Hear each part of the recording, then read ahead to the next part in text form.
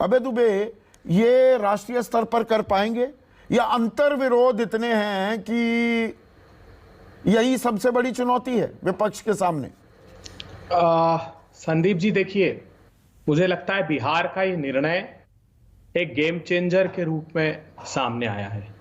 Bharatiya Janata party की मोदी सरकार जब से केंद्र में आई, उन्होंने न सिर्फ प्रतिपक्षी राजनीतिक दलों बल्कि भारतीय आम जन के मानस पटल पर भी ये छाप छोड़ी कि अगर प्रतिपक्ष की सरकार बनती भी है तो हम उसको बिगाड़ देंगे, उससे सत्ता छीन लेंगे। आप आते ही अरुणाचल में आप देखिए, नवाब तुकी की सरकार जो थी उसको अपॉइंट किया, सुप्रीम कोर्ट ने रिस्टेट किया। हरीश रावत जी की उत्तराखंड में निर्णय ले लिया, खुद की कैबिनेट में निर्णय ले लिया कि अप्रोप्रिएशन बिल पास नहीं हुआ, सुप्रीम कोर्ट ने उसमें निर्णय ले लिया। ये बातें जानते हैं, आज के परिप्रेक्ष्य में बात कीजिए ना। विपक्ष एकजुट हो पाएगा? दो चुनौतियां हैं, एकजुट होना, दूसरा एक चेहरा। संदीप चौधरी जी, भारतीय जनता पार्टी अगर प्रांतों में देखें, दो बड़े प्रांत छोड़ दें, गुजरात और उत्तर प्रदेश, उसके अलावा सारी जगह बैसाखियों पर है। खुद की अपने बल पर सरकार नहीं। और बड़े प्रांत आपने ठीक कहा, तमिलनाडु में जहां 39 सीट है, कर्नाटका में स्थिति अच्छी नहीं जहां 28 सीट है, वेस्ट बंगाल में 42 सीट है, राजस्थान देख लीजिए, महाराष्ट्र 48 सीट है, वहां पर भी वो बैसाखी में, हरियाणा में भी बैसाखी पर है। मैं कहता हूं पर विधानसभा के नतीजे कुछ और कहते हैं और लोकसभा के नतीजों में बम बम करती है बीजेपी। देखिए संदीप जी, एक मैं बात साफ प्रतिपक्षी के सारे दलों को कहना चाहता हूं और शुरू दिन से आपकी डिबेट में कह रहा हूं। एक 10 सेकंड सिर्फ बिहार पर बात कर लूं, उसके बाद में वो बात करके समाप्त करूंगा।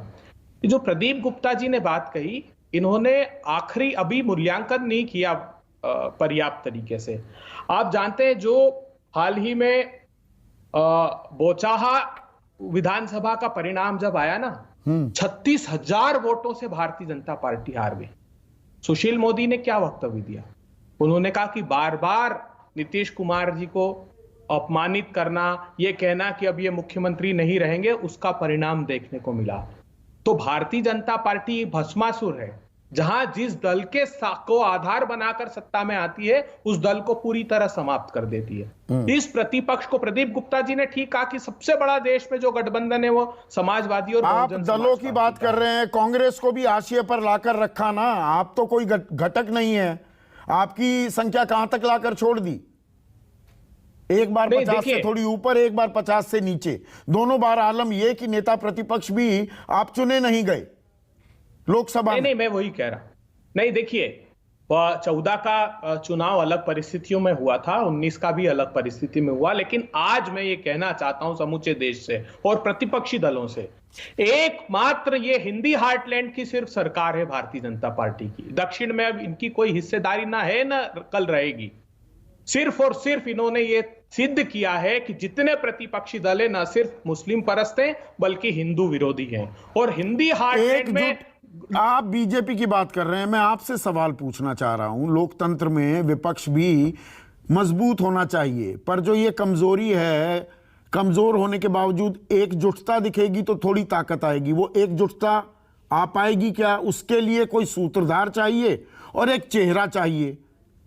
इस पर कोई आम राय बन पाएगी या अभी कांग्रेस कहेगी हम सबसे बड़ी पार्टी हैं और हम ही साथ चलेंगे? कांग्रेस ने बीजेपी को, मोदी को टक्कर देकर क्या नतीजे हासिल किए 2014-19, उसकी गवाही देते हैं। संदीप चौधरी जी, आप जो चाहे मैं वो उत्तर दूं, ये तो संभव है नहीं। समझ लीजिए आप एक बात, नीतीश कपूर है चेहरे के तौर पर। मेरी सुन लीजिए ना।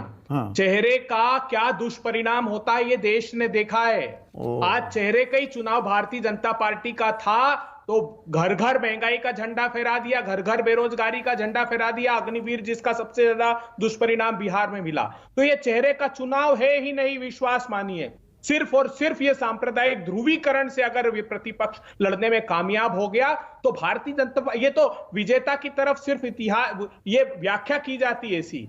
जहां ये चुनाव हारने लगे, प्रांतों में भी आपने ठीक कहा, बहुत सारे प्रांत हारे। अधिनायकवाद भारतीय जनता पार्टी का नहीं है देश, लेकिन सिर्फ सांप्रदायिक ध्रुवीकरण से हम लड़ लिए। तो मतलब आप कह रहे हैं चेहरे, लड़ाई चेहरे की नहीं है, पर 2 लोकसभा चुनाव तो यही बताते आ रहे हैं। नवल किशोर यादव, बिहार